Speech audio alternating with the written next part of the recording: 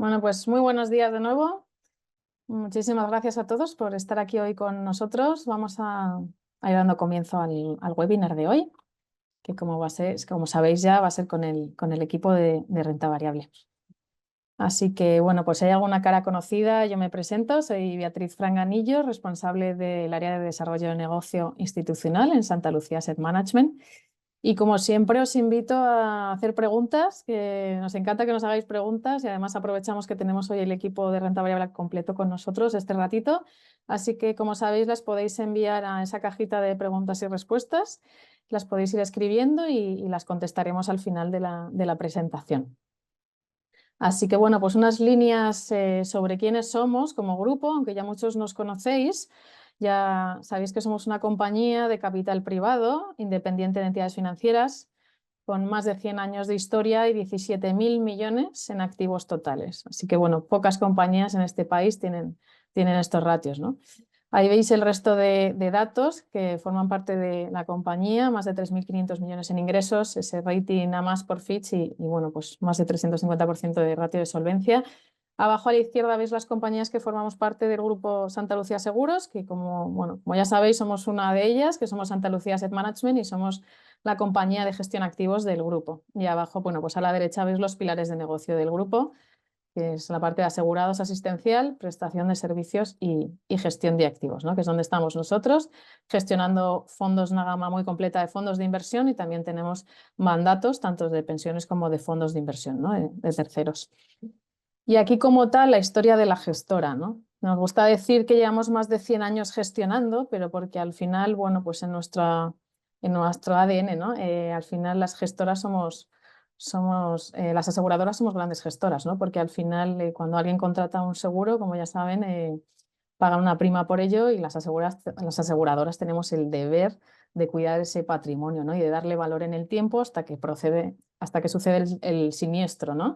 de esa póliza y normalmente además nosotros, como somos bueno, expertos y líderes en decesos, pues tenemos esas primas de muy largo plazo, con lo cual somos gestores de largo plazo, ¿no? Y tenemos esa responsabilidad de cuidar ese patrimonio. Así que, como decimos, pues nacemos en el año 22, pero realmente como gestión de activos en el año 2015 con la compra de Alfa Plus, que era una gestora que gestionaba en torno a los 300 millones de euros. En el 2017 compramos Aviva España y Aviva en España del área de vida y pensiones y Aviva Gestión, porque bueno, Aviva por un tema estratégico quería salir de España y Santa Lucía quería seguir creciendo en ese área.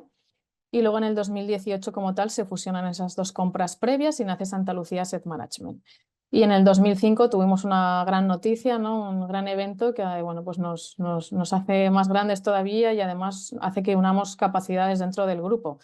Bueno, nos integramos con el área de inversiones del balance de la compañía de seguros, con lo cual gestionamos 12.000 millones en la gestora, ¿no? En Santa Lucía Asset Management de los 17.000 del grupo. Somos más de 50 empleados a día de hoy y casi la mitad son gestores. Al final esto tiene un motivo y es que nosotros nacemos como una gestora de gestores, ¿no? Que aunque parezca obvio, realmente no nacemos como una unidad de negocio del grupo, sino que nacemos para gestionar nuestro propio patrimonio, ¿no? Y a lo largo de los años, oye, nos damos cuenta de por qué lo que es bueno para nosotros es bueno para los demás, ¿no? Por eso, bueno, pues comenzamos a comercializar nuestros productos. De ahí que gran parte de nuestros empleados y nuestro enfoque es la gestión, ¿no? Y bueno, tenemos cerca de 20 fondos de inversión que poco a poco pues vamos ampliando la gama y la seguiremos ampliando. Bueno, somos una gestora eminentemente institucional por nuestro origen. En torno al 70% de nuestros activos vienen de mandatos y luego pues también planes de pensiones, fondos de inversión. Y tenemos un área de gestión discrecional de carteras. Y luego por tipo de activo, en torno al 60% es renta fija, obvio por nuestro ADN, ¿no? Asegurador, pero también una parte muy importante en fondos mixtos y en fondos de renta variable, de lo que vamos a hablar aquí hoy, ¿no? En torno al 20% del total. Así que el equipo que está aquí hoy con nosotros, yo creo que ya es sobra conocido, está liderado por Antonio Manzano, compuesto también por Juan Llona y por Lucía Liñán. Gestionan las carteras con un enfoque muy activo y fundamental y está orientado pues, a la creación de valor siempre del lado del largo plazo, ¿no? Y su proceso sobre todo pues, se centra en la selección de compañías de alta calidad con modelos de negocios sólidos, capacidad de generación de caja y balances robustos. Así que bueno, pues mantienen una disciplina muy, muy estricta en la parte de valoración y de control de riesgo, ¿no? Como es obvio. Así que a día de hoy, bueno, pues gestionan estas tres estrategias, que es un fondo de renta variable Iberia, un fondo de renta variable europea y un fondo global. Vale, ahí tenéis los datos. En el fondo global, en cerca de un mesecito, bueno, un par de meses cumpliremos 3 años ya con esta nueva filosofía de gestión. Santa Lucía Quality Europeas, Acciones Europeas, disculpar, con este estilo, aunque veáis ahí que el fondo se lanzó en 2001, con el estilo de inversión actual, la política de inversión actual, comenzó a finales del 2024, o sea que es relativamente reciente, ¿no? Y luego ahí veis pues, comisiones de gestión muy, muy competitivas, porque al final es lo que venimos a decir, ¿no? Gestionamos para nosotros mismos y creemos que, bueno, pues al final una comisión de gestión competitiva también ayuda a los resultados, ¿no? Y ahí veis los benchmarks, los volúmenes por patrimonio en torno a 150 millones y los tres son artículo 8. Así que, bueno, pues hoy, como sabéis, vamos a hablar de... Uy, perdonad, me he pasado de diapositiva. Hoy, como sabéis, pues vamos a hablar bueno, pues de los cambios que ha habido en las estrategias, en los fondos de inversión, en este entorno, ¿no? Que sigue marcado pues, por más dispersión y por más volatilidad, ¿no? Casi un entorno más exigente. Así que en esta nueva fase no hablamos a día de hoy de reducir riesgo como tal, sino hacerlo con de-risking con sentido, ¿no? De priorizar modelos de negocio sólidos, con visibilidad de beneficios, con capacidad de fijación de precios, ¿no? y balances robustos. Así que yo creo que este enfoque se refleja muy bien en estos movimientos que ha habido en estos últimos semanas, meses, ¿no? Por ahí tenéis, bueno, pues sabéis ya que en salud hemos incorporado compañías pues, de alta calidad, como Cochlear y Avi, con perfiles pues, más defensivos, con barreras de entrada muy claras y con crecimiento estructural. Luego en consumo discrecional pues hemos entrado en Nintendo, ¿no? Es una apuesta pues muy selectiva en crecimiento y con una posición financiera pues extremadamente sólida, ahora nos contará el equipo. Y en consumo defensivo pues hemos reforzado posiciones líderes como Haleon o Unilever, ¿no? Que son compañías pues capaces de proteger márgenes que todos conoceréis y que ofrecen pues estabilidad en entornos pues más exigentes, como decíamos. Así que os voy a dar paso con el equipo y en conjunto yo creo que estos ajustes reflejan muy bien cuál es la filosofía actual, ¿no?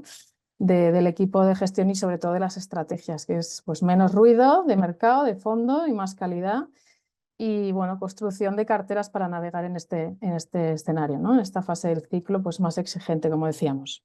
Así que muy buenos días, Antonio. Muy buenos días, Beatriz. Muy buenos días a todos. Muchas gracias por acompañarnos un webinar más. Como comentaba Beatriz, bueno, pues vamos a hacer repaso a cómo vemos el mercado y los movimientos que hemos realizado en los últimos trimestres. Para empezar, bueno, pues como todos nos conocéis, pero recalcar que somos Quality Investors y somos Quality Investors porque pensamos que la inversión en compañías de calidad es la inversión más rentable a largo plazo. Invertir en líderes que dominan sus industrias ha sido históricamente la estrategia ganadora y pensamos que lo seguirá siendo. Es cierto que eso no quita que hay años y momentos en los que bueno, pues, hay rotaciones de estilos y hace que pues, el quality no siempre lo hace bien en una línea recta, ¿no? Y esto es lo que nos hemos encontrado durante el año 2025, que ha sido el peor año de comportamiento relativo del quality de los últimos 30, desde pues, el pico de la burbuja.com no lo había hecho tan mal nuestro estilo de inversión. Y como tal, pues lo hemos sufrido. Este año el Santa Lucía Quality Acciones del año pasado, 2025, el Santa Lucía Quality Acciones se ha quedado atrás de su índice de referencia con rentabilidad negativa del 3,69% y lo mismo ha ocurrido en el Santa Lucía Quality Acciones Europeas, donde pues, la rentabilidad ha sido negativa también en el torno del 1,5%. No hemos cambiado especialmente la cartera. Pensamos que bueno, pues estas rotaciones de estilo tienen una duración en el tiempo y que no es para siempre, que terminará revirtiendo. Y por lo tanto, bueno, pues los cambios que hemos hecho y que vamos a detallar ahora han venido más de la mano de reducción en compañías donde pensamos que ya la asimetría de la rentabilidad de riesgo es contraria al inversor de largo plazo. Y por lo demás hemos mantenido bueno, pues nuestra disciplina y nuestra visión de estar invertidos en las compañías durante años. Aquí podéis ver el desglose del posicionamiento del Santa Lucía Quality Acciones. Veréis que bueno, pues la primera posición o el sector más representado, tal y como aparece aquí, es tecnología, pero siempre nos gusta desglosar pues, esa tecnología y de hacia dónde, cuáles son realmente los mercados finales.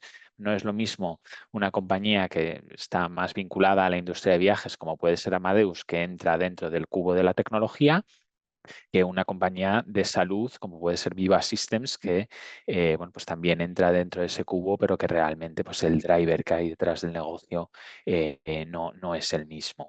Y por lo tanto, pues pensamos que nuestra tecnología realmente lo que aporta es mucha más diversificación a la cartera de lo que parece a simple vista. Y además, bueno, pues pensamos que nuestra cartera es materialmente mejor que lo que ofrece el mercado global en su conjunto. La cartera de Santa Lucía Quality Acciones tiene mejores márgenes, márgenes brutos del 60%, márgenes EBITDA del 40%, operativos del 35%, mayores retornos, porque ofrece mejores ROEs y mejores retornos sobre el capital invertido que el mercado. Y además, pues, nuestra cartera no tiene deuda y está cotizando a una valoración atractiva para la calidad de las compañías que tenemos en cartera. De hecho, pues el Santa Lucía Quality Acciones tiene un múltiplo de precios sobre beneficios que está en el torno de las 24 veces frente a las 20, 21 veces que hay que pagar por comprar bolsa global. Y por lo tanto pensamos que la valoración es más atractiva que nunca en estos momentos. Bien, bueno, como todos sabéis, el año 2025 estuvo dominado por una temática que fue la inversión en inteligencia artificial. Esto se vio sobre todo en la segunda parte del año, donde compañías vinculadas a los semiconductores o a la producción de semiconductores y por ende vinculadas a los data centers y a la inversión en inteligencia artificial tuvieron un comportamiento absolutamente extraordinario. Estamos invertidos en muchas de ellas. Aquí hay un pequeño error porque no tenemos Broadcom, aparece sombreada, pero no tenemos Broadcom, tenemos Besi. No tenemos AMD y no tenemos Intel, tenemos el resto de compañías que aparecen. Y lo que y aquí es donde decimos que bueno, pues hemos recogido eh, todo este performance, todo este gran comportamiento. Las carteras se han beneficiado de ello. Pensamos que hay compañías donde ya pues, esa rentabilidad riesgo, el múltiplo al que han empezado a cotizar es menos justificable y por lo tanto hemos ido reduciendo nuestra exposición a compañías de semiconductores. Sabéis que hemos sido bueno, pues, unos grandes inversores en semiconductores, hemos llegado a tener una posición muy importante en cartera que de hecho llegó a ser del 20% en octubre. Y que eso nos ha diferenciado bastante de otros fondos que siguen el mismo estilo de inversión, que bueno, pues no veían los semiconductores como una buena idea a los niveles a los que cotizaba. Hemos recogido esos beneficios, como decía, y hemos reducido llevándonos la posición en semiconductores del entorno del 20% al entorno del 13% que tenemos hoy. Seguimos pensando que las compañías de semiconductores a largo plazo van a ser van a tener mostrar unos crecimientos y unos retornos extraordinarios, pero como decía, pues esa simetría la vemos un poco contraria en estos momentos. Y por lo tanto, pues hemos ido reduciendo posiciones en esas compañías para dar entrada, bueno, pues a lo que podríamos definir como un aspecto más defensivo, donde hemos construido una red de seguridad, si se diese el caso, pues que la tendencia de inteligencia artificial causase mayor volatilidad en los mercados durante el año 2026. Nos hemos centrado en compañías de salud que tienen vientos de cola detrás. Nos hemos centrado en compañías de consumo que son capaces de incrementar precios y de liderar subidas de precios y que dominan sus mercados. Y a la vez, además de esa reducción en semiconductores, hemos optado por salir de compañías bueno, pues que están atravesando problemas momentáneos o que a lo mejor puedan ser perdedoras de la tendencia de inteligencia artificial y de si pues la inteligencia artificial y los agentes se empiezan a utilizar verdaderamente en la economía real. Esta es la parte introductoria. Voy a dar paso a Juan Llona, que va a comentar las primeras entradas en cartera. Juan. Pues muchísimas gracias, Antonio. Se me escucha bien, ¿verdad? Genial. Bueno, pues eh, vale, vale, sí, soy capaz de pasar las slides, disculpad. Bueno, pues como ha comentado Antonio, hemos realizado un trabajo de risking, ¿no? Y como Beatriz indicaba también, pues ese es el título de la presentación, porque los cambios que hemos introducido durante los últimos meses, lo que han introducido es descorrelación con el mercado en general, descorrelación con vientos de cola, es decir, en empresas, hemos invertido en empresas que siguen teniendo vientos de cola, bueno, pero que, bueno, pues representan a otras industrias que, bueno, pues que tenían menos peso, ¿no? En nuestras carteras anteriores. Yo voy a presentar dos ideas que están dentro del segmento de la salud. Una de ellas es una idea que hemos perseguido durante años, con la que entramos en contacto por primera vez hace 2 años, que es una empresa australiana, que es esta primera, que es Cochlear, y después presentaré una empresa farmacéutica más grande, que es AbbVie, probablemente conocida por todos. Entonces, bueno, como digo, idea principal, estamos haciendo el esfuerzo de descorrelacionar con industrias en las que identificamos cierta exuberancia en algunos segmentos, por eso hemos ido reduciendo posiciones que nos han ido regalando rentabilidades muy positivas, en algunos casos excesivas, para entrar en estos segmentos. Dicho esto, como bien ha comentado Antonio, después del peor año del quality investing de los últimos 30 años, bueno, pues nosotros vamos a celebrar nuestro tercer aniversario dando a los partícipes una rentabilidad anualizada del 12%, que está pues dentro de los targets que nosotros manejamos, ¿no? Que tenemos en la cabeza, bueno, es como sostenibles en el largo plazo, ¿no? Un 12% es algo que, bueno, pues que es satisfactorio para el largo plazo. Em, bueno, pues pasamos a Cochlear. Cochlear es una empresa australiana que se dedica a la fabricación de implantes cocleares y, bueno, pues es la empresa absolutamente dominante en este tipo de soluciones. Entonces, pues hago una pequeña introducción para entender cómo es la industria en donde trabaja y cuál es su mercado final. En el mundo hay 60 millones de personas con problemas auditivos severos. De estos 60 millones de personas, solo el 5% tienen un tratamiento adecuado. Entonces, idea principal, el mercado final es enorme y está totalmente infrapenetrado. ¿Y esto por qué es así? Pues porque realmente la gente que tiene problemas auditivos severos, pero bueno, oye más o menos, pues con un audífono o incluso, bueno, pues pidiendo que le hablen más alto, pues bueno, pues va adelante, ¿no? La realidad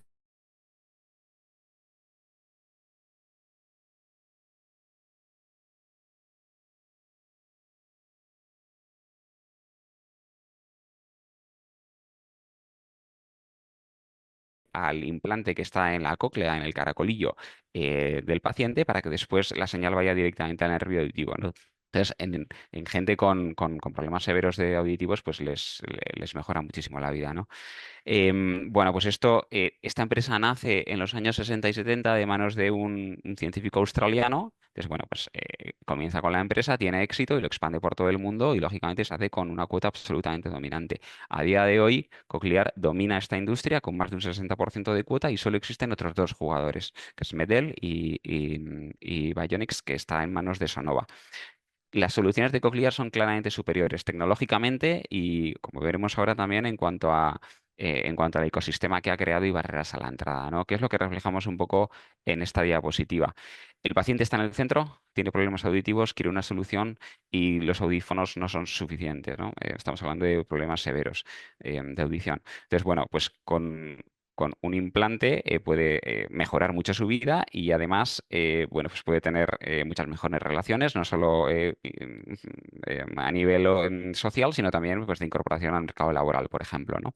Entonces, bueno, aquí los hospitales juegan un papel muy importante porque no es una solución que el paciente la compra y se la pone en el oído, es decir, tiene que haber un implante y aquí Cochlear ha sido capaz de desarrollar la mayor red de hospitales y cirujanos que son capaces de trabajar con los implantes de Cochlear.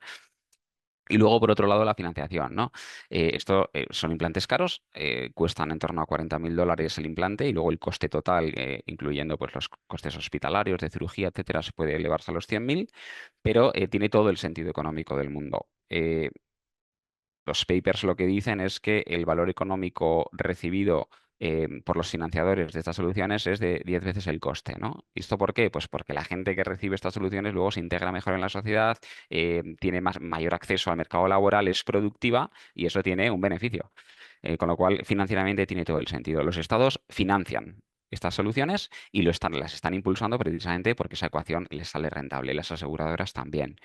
Em, el mercado pediátrico está muy penetrado, es decir, a los niños cuando se les detecta este tipo de problemas se les hacen estos implantes cocleares, pero en edades avanzadas está absolutamente infrapenetrado y esto hace que en global, como comentaba, la penetración sea muy bajita, del 5%. En el otro lado tenemos la competencia, las clínicas de audiología, que para ellos lo más cómodo es pues, simplemente poner un audífono, que a muchos les resulta pues, suficiente, pero no es la solución ideal para problemas severos, ¿no? Entonces, bueno, Cochlear está desarrollando también bueno, pues una red que llegue a estas clínicas de audiología para capturar esa cuota que es natural, que les pertenece y que les permitirá crecer más a futuro. Bueno, este es un poco el ecosistema y el modelo de negocio de Cochlear. Cochlear es una empresa pequeña, tiene 2.500 millones de ventas y un market cap de 17.000 millones. Y relativamente pequeña, con mucho mercado potencial por delante. Em, Vale, sí, soy capaz de pasarla, va un poquito lento, disculpad. Bueno, entonces creo que hemos hablado de lo que tratamos de reflejar en esta slide. Los retornos son de 10 veces los costes. Hay un ejercicio de concienciación y de que los estados y los financiadores bueno, entiendan cuáles son estos beneficios, la financiación llegue, la gente sea bueno, consciente de que estos problemas tienen una solución y, bueno, pues sigan creciendo como lo han hecho en los últimos 20, 30 años, ¿no? A ritmos de doble dígito. Y además la evidencia científica apoya la tesis en Cochlear, ¿no? Existen muchas evidencias de que estos problemas luego pues degeneran en depresión, en caídas, en aislamiento social, pérdida de oportunidades laborales, ¿no? Y bueno, pues es un problema severo que además tiene una solución ya disponible. Em, bueno, con conclusión, es una compañía líder, absolutamente dominante en estas soluciones de implantes cocleares, más del 60% de cuota de mercado. Los otros dos jugadores llegaron más tarde y tienen soluciones tecnológicas peores y tienen una red mucho menos desarrollada. Sabemos que los cirujanos son muy reticentes a cambiar de proveedores cuando ya saben trabajar con uno, con lo cual Cochlear sigue aumentando su barrera a la entrada, su moat, su ventaja competitiva sigue creciendo. Son muy cautelosos a la hora de subir precios, en torno a 2-3% anuales, ¿no? Cuidan al cliente porque saben que lo que quieren es volumen y tienen un viento de cola de crecimiento. Los márgenes son superiores al 20%, la intensidad de capital le permite tener un balance muy saneado, sin deuda neta. Y nosotros llevamos, como decía, pues varios años valorando la compañía, esperando un punto de entrada, ¿no? Entonces, la compañía estos 2 últimos años no ha ido a ningún lado. En bolsa, los fundamentales han seguido acompañando, el crecimiento sigue siendo sólido y hemos encontrado un punto de entrada por valoración, pues el último trimestre, ¿no? Entonces, bueno, pues aquí nos encajaban las piezas, ¿no? Estamos haciendo un de-risking de la cartera, tenemos que darle sentido.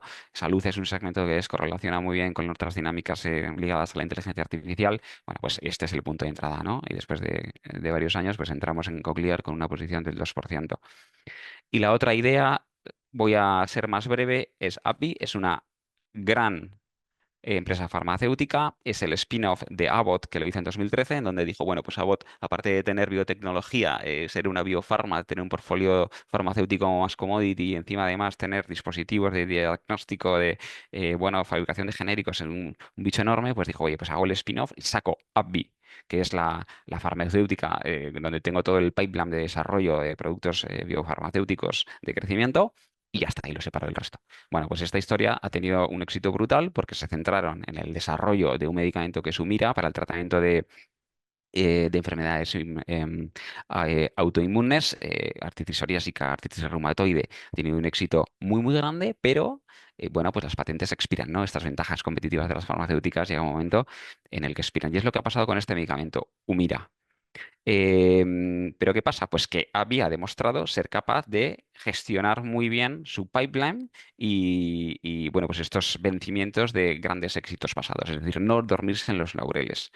Y ha sacado dos medicamentos para el tratamiento de enfermedades inmunológicas, ampliando tanto las indicaciones como las formas de administración. Entonces, para el tratamiento de artritis psoriásica, reumatoide, colitis ulcerosa, enfermedad de Crohn, ha encontrado otros 2 medicamentos, Skyrizi y Rinvoq, que sustituyen a Humira y que están siendo un éxito muy, muy grande, con lo cual ese que se suele llamar, ¿no?, el patent cliff, ese precipicio al que se enfrenta una farmacéutica cuando su patente vence, pues no se está produciendo. De hecho, se encuentra ante una magnífica oportunidad para seguir explorando pues este tipo de enfermedades que también están pues, infrapenetradas, ¿no? Donde hay muchas soluciones que te están por llegar en el futuro.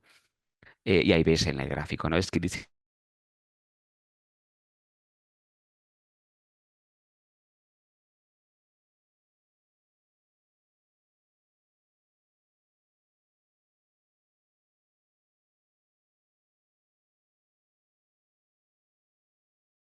muy buena, ¿no? Y además de eso, a ver si consigo pasar. Vale, ya ha pasado la slide. Y además de eso, tiene otras franquicias. AbbVie no solo no solo se dedica a la inmunología, tiene un portfolio histórico muy potente en fármacos para la neurología, para la psiquiatría, para tratamiento de la esquizofrenia, enfermedad de Parkinson en neurología, y luego también oncología, que en oncología ahora mismo es un poquito el patito feo porque ha pedido la corona. Era una farmacéutica muy reconocida pues en el desarrollo de su pipeline para cánceres femeninos, de ovario, útero y también para cáncer de sangre, leucemias. Se ha quedado un poquito atrás, entonces, bueno, eso todavía está por recuperar.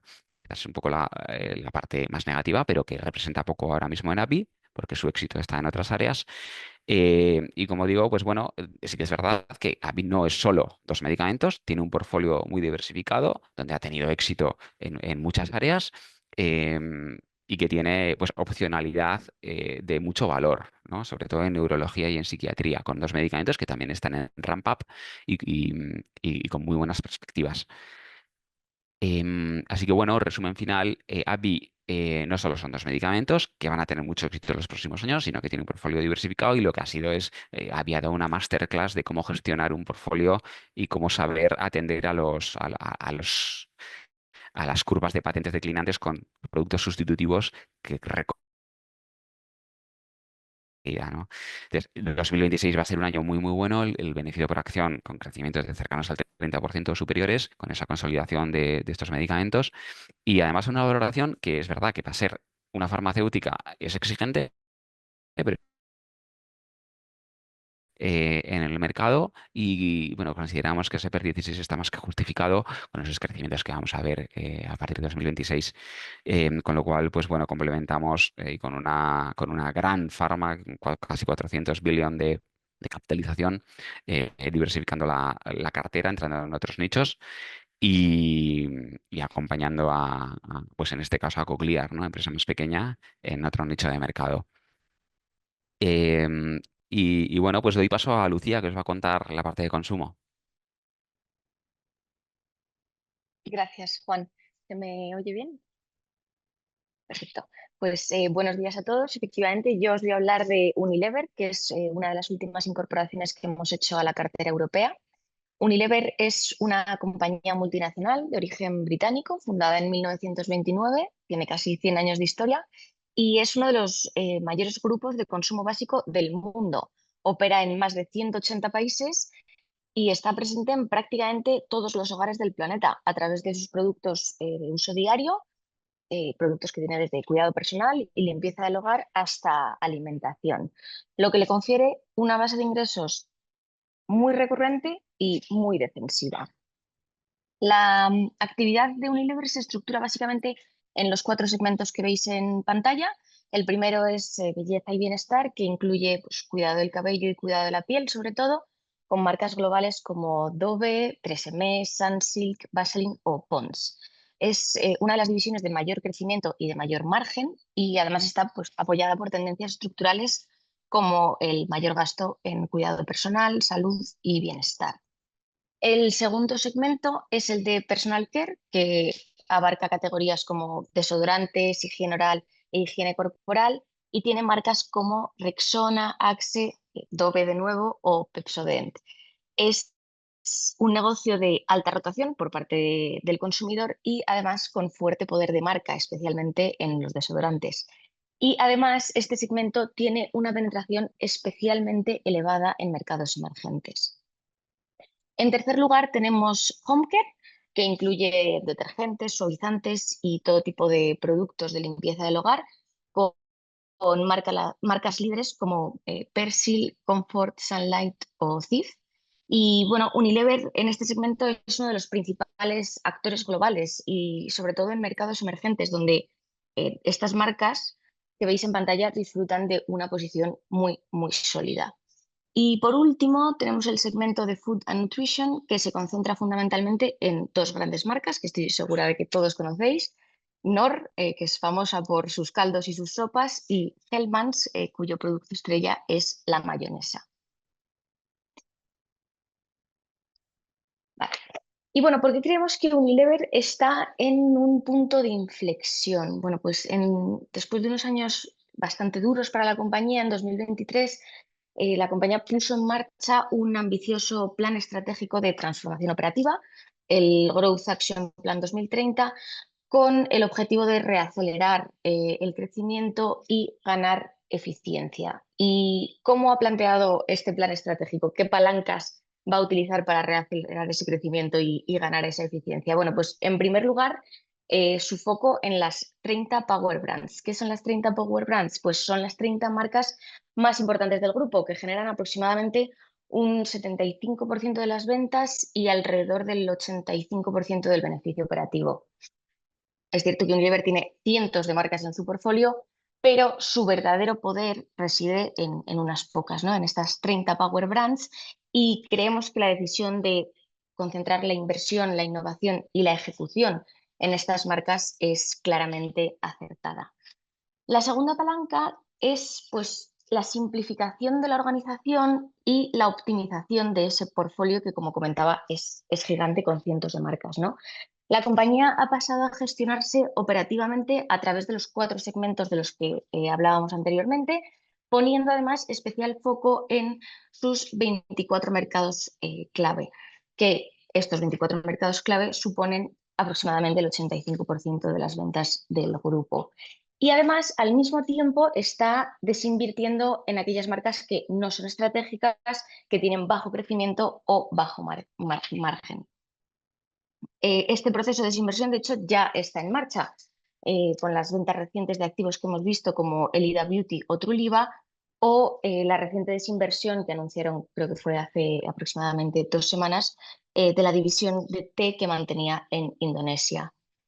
Pero yo creo que quizá la prueba más clara de que Unilever está realmente comprometida con este plan estratégico es el spin-off de Magnum Ice Cream Company.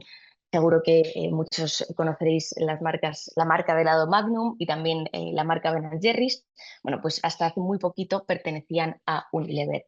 Creemos que la separación del negocio de helados es una decisión clave. Era una división histórica de la compañía que hasta el spin-off pesaba aproximadamente un 20% de las ventas, pero se trataba de una división que llevaba varios años lastrando la rentabilidad del grupo.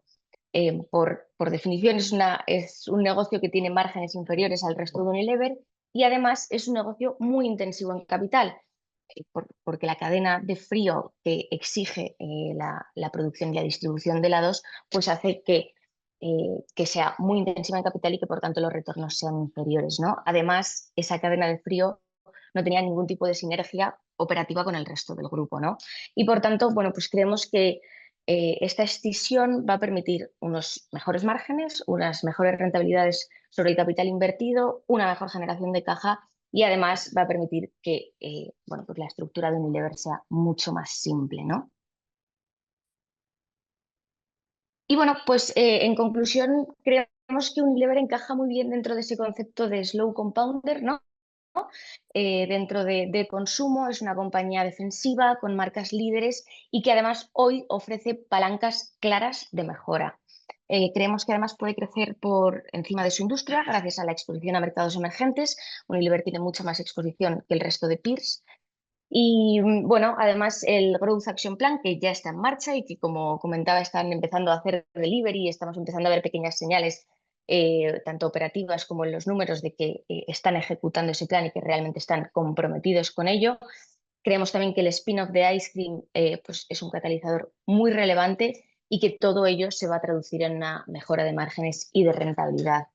Y bueno, por tanto, como bien comentaban tanto Antonio como Juan, en un entorno en el que hemos aumentado la capa defensiva de nuestras carteras, pensamos que Unilever es una forma muy atractiva de combinar pues, calidad, visibilidad y sobre todo creación de valor a largo plazo, que al final es lo que siempre buscamos, ¿no?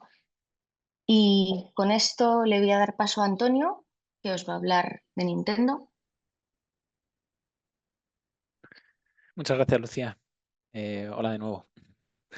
Bueno, y por último, traemos la idea de inversión de Nintendo, que ha entrado en el Santa Lucía Quality Acciones en el fondo global. Es la primera inversión en Japón que realizamos y bueno, Nintendo la verdad es que necesita poca introducción porque bueno, seguro que todos en casa o la gran mayoría en algún momento ha habido una videoconsola de Nintendo. Quizá lo más curioso es que Nintendo realmente pues, es una compañía centenaria que fue fundada en 1889 como compañía de cartas y que bueno, pues entró en el negocio del hardware en 1977. La industria del videojuego es una industria que hemos tenido bajo estudio durante pues, mucho tiempo y Nintendo específicamente como una idea de inversión potencial que hemos materializado ahora para la cartera y que ahora veremos por qué. Y bueno, pues la industria realmente es una industria que está muy fragmentada, que crece mucho y está muy fragmentada porque ha habido una erosión de las barreras de entrada en la producción de software.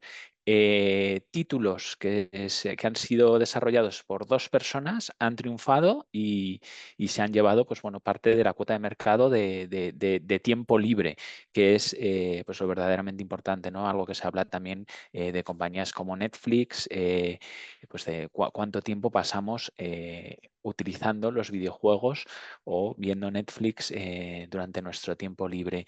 Pero es un mercado muy creciente, de hecho, bueno, pues sorprendentemente ya no es una industria, voy a decir, estigmatizada, donde pues, un segmento muy pequeño de la población dedica mucho tiempo a jugar, sino que ya es absolutamente mainstream. Esto además se aceleró durante la pandemia. Y el dato que sorprende es que pues, la industria del videojuego es más grande que la taquilla de cine y la industria musical juntas. Esto nos habla de, pues, de la gran oportunidad que tienen estas compañías por delante. Esta erosión de las barreras de entrada y esta gran competencia que hay por el tiempo libre, creemos que Nintendo sale como ganadora gracias a la integración vertical de la que disfruta. Nintendo produce la consola, la desarrolla, la produce, produce el software que luego los usuarios quieren jugar en la videoconsola de Nintendo y también actúa como gated garden, como distribuidor de otros videojuegos a través de su tienda online. Pensemos en la App Store de Apple, por ejemplo, o en la Android Store de los teléfonos móviles Android. Pues ocurre lo mismo. Nintendo se lleva un fee por cada juego que se vende en su Nintendo eShop. Pero ¿por qué hemos decidido entrar en la compañía ahora? Bueno, Nintendo, por poner un poco de historia, Nintendo es una compañía que ha atravesado bueno, pues muchos ciclos en estos años, ¿no? Fue uno de los primeros lanzadores de una videoconsola para el hogar, después de las arcades que todo el mundo jugaba. Bueno, pues ha sido la única compañía que ha sido capaz de sobrevivir a la llegada de Sony con PlayStation y a la llegada de Microsoft al sector. Y de hecho, pues con el paso de los años, esa competencia entre las tres, Nintendo está siendo la ganadora. Tuvo un fracaso muy importante entre la Wii y la Nintendo Switch, que fue el lanzamiento de Wii U, que bueno, pues, puso en graves problemas a la compañía y la sostenibilidad del modelo de negocio. Eso se superó con el lanzamiento de la Nintendo Switch, que ha sido la tercera videoconsola más vendida de la historia, con más de 150 millones de unidades, solo por detrás de otra consola de Nintendo, la portátil Nintendo DS y de la PlayStation 2. Y hemos entrado ahora en la compañía por el lanzamiento de la Nintendo Switch 2, que ha sido además antes de lo esperado, que se anunció a principios del año pasado, se lanzó en junio. Entre junio y septiembre hubo más de 10 millones de unidades vendidas, y sobre todo porque lo que hemos visto aquí es una continuidad de la estrategia y una que va a permitir la conversión de los jugadores al nuevo hardware. De ese 10 millones de unidades vendidas entre junio y septiembre, el 85% se ha vendido a usuarios que ya tenían una Nintendo Switch anteriormente. Este era el principal riesgo que veíamos en la inversión en Nintendo anteriormente y digamos, pues el riesgo que no queríamos abrazar. El riesgo que tenemos que abrazar es la divisa y Japón. El riesgo que no queríamos abrazar era, bueno, pues la capacidad inventiva de Nintendo en el lanzamiento de un nuevo producto que pues, en el pasado había fracasado. Hemos visto esa línea continuista, creemos que el crecimiento le va a acompañar y además pues hay un acierto que es la llamada retrocompatibilidad, que los juegos anteriores se pueden jugar en la nueva videoconsola. El mercado está en estos momentos algo negativo sobre la capacidad de Nintendo de reconvertir al usuario de Nintendo Switch en usuario de Nintendo Switch 2, en que se compre la nueva videoconsola. Creemos que bueno, pues, se está exagerando y se está pecando de demasiada precaución, especialmente pues, ante el pipeline que tiene Nintendo de juegos llamados First Party, desarrollados por la misma compañía, que se han anunciado ya para los primeros 12 meses de vida de la consola. Y esto es muy importante porque la Nintendo Switch muchas veces, o el producto de Nintendo, convive con el producto competidor y la gente, los jugadores, los clientes de Nintendo, lo que quieren es jugar a los juegos que ha desarrollado Nintendo, a las grandes franquicias, a las Mario, a las Zelda. Y por lo tanto, que haya estos anuncios de juegos first party, creemos que actuará como, según se vayan lanzando, actuará como catalizador para la venta del hardware y el crecimiento de la base instalada. Y además Nintendo tiene otra ventaja competitiva que creemos que es absolutamente clave en la historia y que la diferencia tremendamente de todas las demás, que son sus franquicias. Las franquicias y personajes de Nintendo son únicas en el mundo, son conocidas por todos y son únicamente comparables a las franquicias que tiene Disney. Esto lo que asegura es un nivel de ventas explosivo cuando hay un nuevo lanzamiento. Bueno, en el momento en el que se lanza el nuevo juego de Mario, el nuevo juego de Zelda, el nuevo Pokémon, y hay una base de jugadores pues, que es absolutamente leal y que permite bueno, pues esa mayor visibilidad que la que tienen otros jugadores de la industria. Y además, el poseer estas franquicias permite que los costes de producción de los videojuegos sean mucho menores y se rentabilicen antes que lo que ocurre con los grandes juegos de la competencia, los llamados juegos AAA. El coste de producción de un gran videojuego hoy en día supera ampliamente los 100 millones de dólares y eso pues hay que traducirlo luego en un retorno que muchas veces cuesta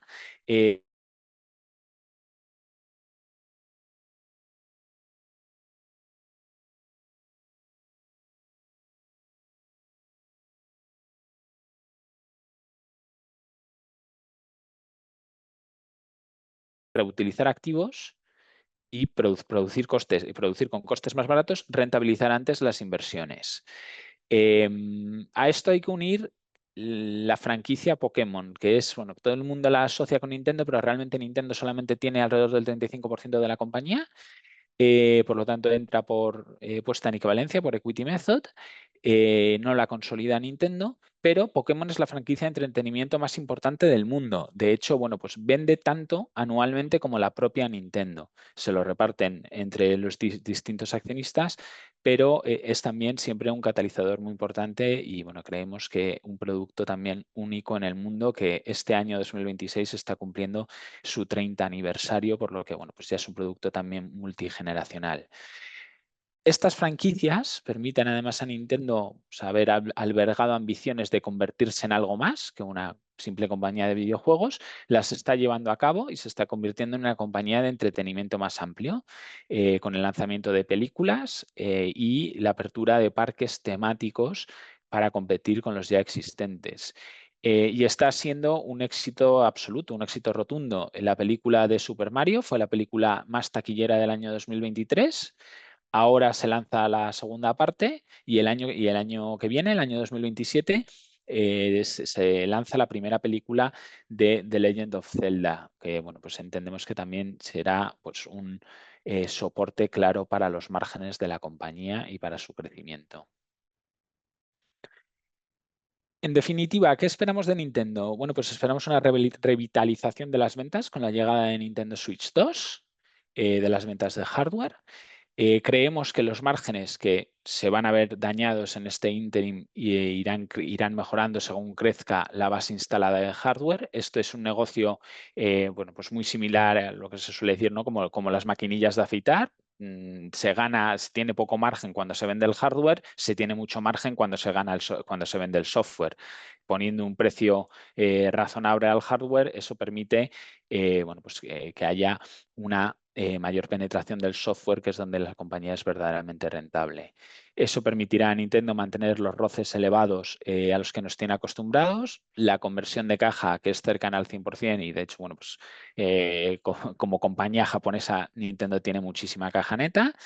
Reparte el 50% de los beneficios y pues los precios de entrada está cotizando a niveles de un free cash flow yield, una rentabilidad sobre el flujo de caja del 4%. Y esta es la idea y la razón por la que hemos entrado en Nintendo ahora. Y pasaríamos a contestar todas las preguntas que tengáis. Muchas gracias.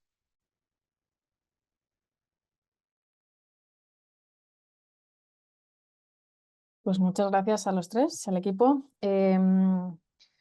Nos preguntan si a día de hoy, bueno, como hemos explicado al principio, el mercado, digamos, bueno, pues ha infravalorado este tipo de compañías, el factor de calidad ha sido, bueno, pues uno de los peores años de la historia de este tipo de compañías. ¿Qué entorno macro debe darse para los próximos años para que esto se revierta? ¿Cuál es digamos, el escenario medio o el mejor escenario para que aflore realmente esos beneficios en este tipo de compañías? Vale, gracias, Beatriz. Bueno, diría que la bondad de nuestro estilo de inversión y la bondad de las compañías que tenemos en cartera es que son capaces de navegar cualquier estilo macroeconómico. Este año se ha sufrido más una rotación de estilos donde se ha optado por compañías pues, más especulativas, por qué no decirlo, o con retornos más bajos, que bueno, pues pueden tener una mejora en esos retornos cíclica, pero que creemos que no será tan sostenida en el tiempo como ocurre con nuestras compañías en cartera. Y esto es demostrable porque la historia sí lo ha demostrado, que nuestras compañías, que muchas de ellas como Nintendo, como Unilever, son centenarias, han atravesado por todo tipo de incertidumbre, por todo tipo de entorno macroeconómico, por todo tipo de inflación, todo tipo de guerras, y se han seguido manteniendo pues, como las grandes generadoras de valor.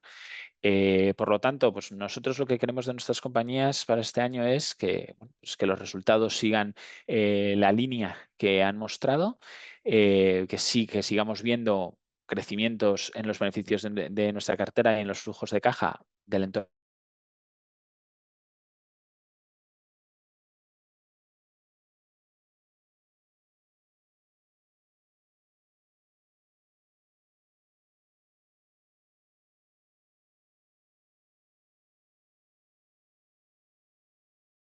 Y por lo tanto, pues creemos que esas rentabilidades que mencionaba Juan al principio de su intervención, la rentabilidad del 12% anualizada que vamos a lograr en los primeros 3 años de vida del fondo, es lo que podremos mantener en el largo plazo.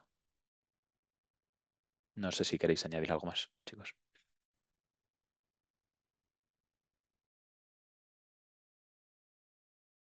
Estupendo, pues muchísimas gracias, Antonio, muchísimas gracias a Juan y a Lucía. En principio no hay más preguntas. En cualquier caso, si os surgen preguntas, mira, justo acaba de llegar una.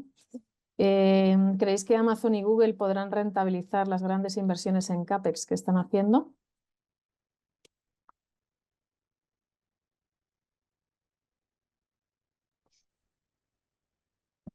¿Contesto yo?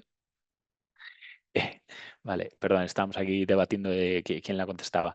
Bueno, pues es verdad que tanto Amazon como Google y otras compañías están invirtiendo mucho más que en el pasado, ¿no? Para centros de datos y para inteligencia artificial. En el caso precisamente de estas dos compañías, nos preocupa menos de lo que vemos en otras partes del mercado o en competidores que están invirtiendo mucho en esta tendencia, ¿no? Y es porque, bueno, pues primero tienen el balance para soportarlo. Creemos que, bueno, pues si los retornos pueden verse afectados en el corto plazo, creemos que también la integración vertical que tienen en la infraestructura les permitirá, y en la aplicación final, que es el punto importante, les permitirá obtener unos retornos mejores que a la media de la industria. Creemos que además, bueno, pues el crecimiento, que es, bueno, pues una parte muy importante, ¿no? de la rentabilidad que se obtiene a largo plazo en una compañía, está ahí, está ahí, y que es la mejor manera que tienen de tanto proteger su negocio como asegurar la rentabilidad de sus accionistas en el largo plazo. Juan, ¿quieres añadir?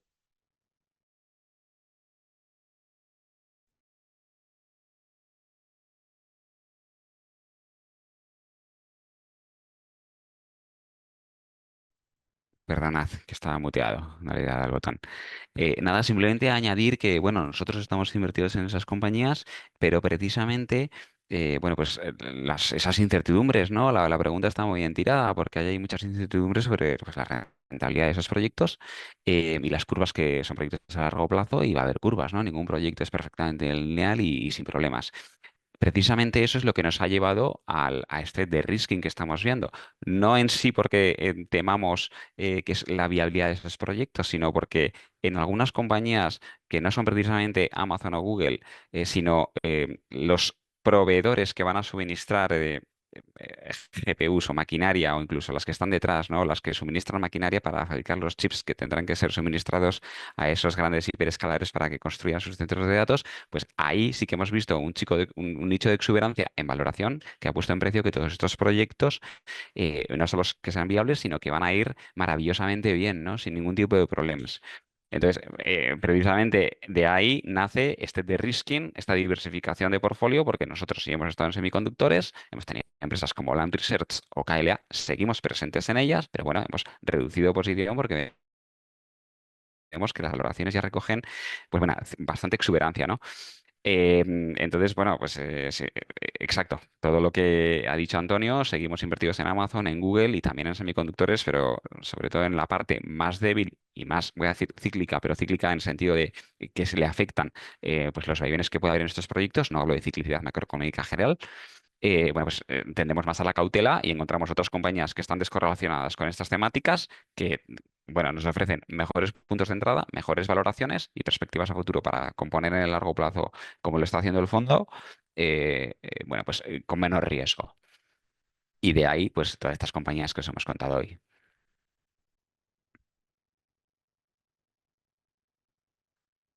Pues muchísimas gracias. Mira, parece que nos vamos animando a las preguntas. Venga, Nos preguntan que por qué no contáis con Taiwan Semiconductors. uy, que no contamos y Sí, mucho. está en la cartera. Y mucho, ha sido una de las, y sigue siendo una de las posiciones core. Hemos estado en Taiwan Semiconductors, se nos ha dado muchísima rentabilidad. Así que sí, sí, no, seguimos invertidos. Y como digo, hemos hecho ese de risking, hemos reducido semiconductores, pero Taiwán sigue siendo core en la cartera. Fenomenal. Hoy como enviaremos el informe, la cartera trimestral hoy, la carta trimestral, perdona, la cierre de año, ahí veréis las posiciones y cómo Taiwan Semiconductor forma parte de ella. Otra pregunta, creo que le iba a contestar Antonio en relación con Nintendo. ¿Se planteó en algún momento en el estudio de esta compañía optar por su competidor Sony? Vale, pues muchas gracias por la pregunta. Diría dos cosas. Bueno, en primer lugar, Sony es una compañía que tiene bueno, pues, peores márgenes, peores retornos que Nintendo, porque es más conglomerado.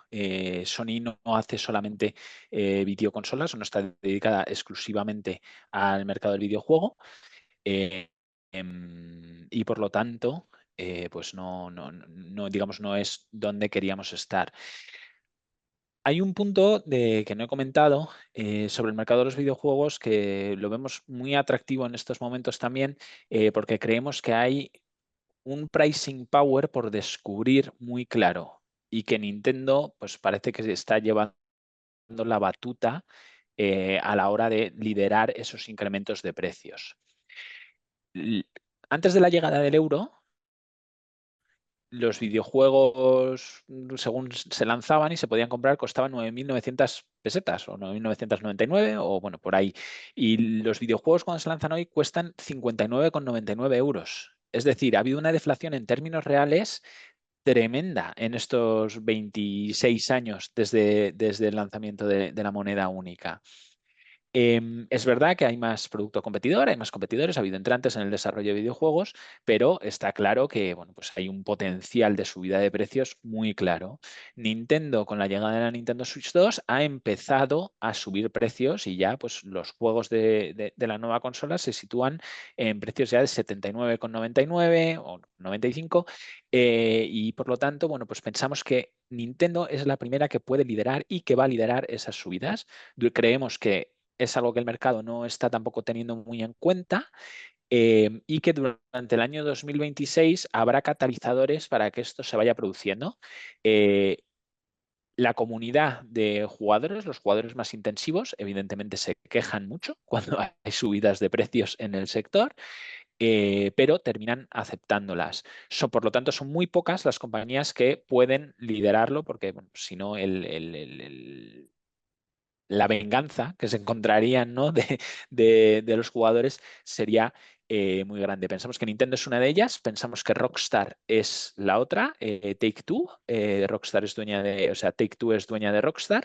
Se espera el lanzamiento del Gran Turismo, perdón, del Grand Theft Auto 6 a la segunda mitad de este año 2026 y bueno, pues ahí habrá seguramente una subida de precios muy material y eso impulsará las subidas de precio del sector y ahí pensamos que gracias a la lealtad de la que disfruta Nintendo gracias a sus franquicias será la que más se beneficie de ese pricing power oculto que tiene la compañía.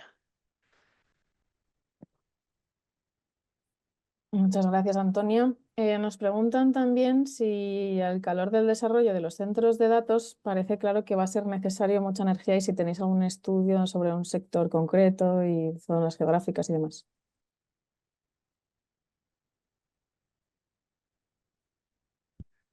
Eh, disculpa, Beas, si me puedes, o sea, que al calor de la construcción de los centros de datos. Entiendo que lo que quieren decir, sino que nos vuelvan a escribir, es que si Mm. hay algún tipo de ideas para invertir en ese tipo de sector, ¿no? A que se beneficie de todo el tema de la energía con los centros de datos. Vale, de la Entiendo que es así la energía. pregunta, sino que nos escriban otra vez. Claro, vale, de la energía. No, vale, perfectamente, he entendido. Es verdad, ¿no? Parece que eso es uno de los problemas a los que se van a enfrentar sobre todo los hiperescalares que hacen centros de datos de muchos gigas que necesitan eh, muchísima energía y la red no está preparada para soportar construcciones tan brutales, ¿no? En cuanto a demanda energética. Entonces, aquí hay dos soluciones. O se mejora la red con todas las redes de transmisión y luego las de distribución para que les llegue mucha potencia y puedan consumir, o lo que hacen es pues, un ad hoc, es decir, centros energéticos pegados a esos centros de datos grandes que suministran directamente, ¿no? Que parece que es una de las soluciones. Y de ahí, pues, muchas tecnologías que están dispuestas a hacer desarrollos, por supuesto, ¿no? Eso, sobre todo en Estados Unidos, pues, surge rápidamente, ¿no? Esa oferta.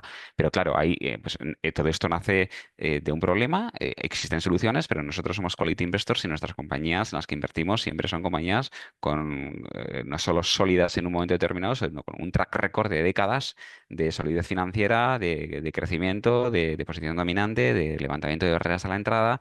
Entonces, ahí todo esto, toda esta temática surge al calor de un problema que plantean nuestras compañías, pues que son Google y Amazon, y tendrán que surgir nuevas compañías que solucionen esos problemas. Pero eso pertenece más al terreno quizás pues, de startups y de quizás fondos growth, bueno, pues que no es nuestro estilo, ¿no? Entonces ahí ver una compañía con posición dominante, con una trayectoria sólida de décadas, con un balance sólido que ofrezca una solución, eh, no la hemos encontrado. Entonces, bueno, por ahora nuestro pipeline de estudio y de desarrollo de ideas no va en esa línea.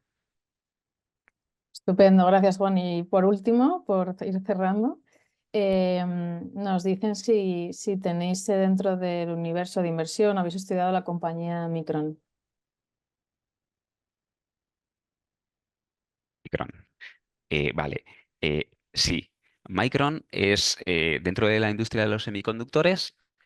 Nosotros hemos estado muy bien posicionados, hemos llegado a tener un 20%, ahora hemos reducido y hemos estado en suministradores de maquinaria para la fabricación de los chips dentro de todos los segmentos. Y ahí tenemos KLA, Lam Research, ASML, etcétera. También hemos estado en las grandes fábricas de chips, es decir, las fábricas que compran estas máquinas, compran materia prima y fabrican, ¿no? En este caso, TSMC es el gran fabricante para Apple y es claramente la líder de chips lógicos. Entonces, ¿qué pasa en memoria? Tenemos chips de lógica y chips de memoria, básicamente. Y luego hay otras muchas cosas, ¿no? Pero por entenderlo. Entonces, en el lado de las memorias funciona un poco distinto, ¿no? Entonces, hay grandes productores de memorias como son SK Hynix, que es la coreana, y Micron, que es la americana. Y luego, por supuesto, TSMC también. Pero bueno, vamos a hablar de estas dos grandes compañías, americana y coreana, y luego Samsung. Samsung también, tres grandes compañías. ¿Qué pasa? Que las memorias son foundries, son fábricas que no son tan eficientes como lo ha llegado a ser TSMC a la escala a la que ha llegado a ser. Entonces, la ciclicidad, y vuelvo a decir ciclicidad dentro de esta industria, no hablo de ciclicidad macroeconómica, que a nosotros eso pues, no nos gusta, ¿no? Es mucho mayor en estos foundries, en estas fábricas dedicadas a memorias. Y Micron está ahí. Dado la inversión en Micron precisamente por eso, porque los retornos que tiene y cómo cuando, bueno, pues la demanda de memorias cae, dónde van sus cuentas, nos lleva a lugares que no tienen la calidad suficiente para entrar y para pertenecer a nuestro universo invertible de verdad. La hemos estudiado porque dentro del ecosistema de semiconductores tenemos que entender todas las patas. Pero Micron creemos que está un paso por detrás de SK Hynix, de la coreana, que ha desarrollado muchísimas tecnologías, sobre todo en HBM, que es la memoria de frecuencia alta, que está muy aplicada y muy orientada y que tiene mucha demanda para inteligencia artificial. Entonces, bueno, ahora mismo lo están haciendo muy bien porque hay muchísima demanda y el ciclo de demanda de memorias está muy, muy, muy caliente. Estas compañías han despertado, ¿no? Pero la calidad de sus cuentas y de su modelo de negocio creo que está un poquito por detrás de de los semiconductores que tenemos nosotros en cartera. Pues clarísimo, Juan. No forma parte Gracias. de nuestro universo. Así que si os parece lo dejamos aquí. Muchísimas gracias al equipo por estar aquí hoy y por todas estas preguntas que nos habéis contestado y gracias a los asistentes por todas las preguntas que nos habéis hecho. Así que os mandaremos tanto la reproducción del vídeo de hoy, porque muchos me han dicho que se han incorporado más tarde, junto con la presentación. Y nada, nos vemos en la próxima y muchísimas gracias a todos. Muchas gracias. Genial. Muchas gracias. Hasta Gracias. luego.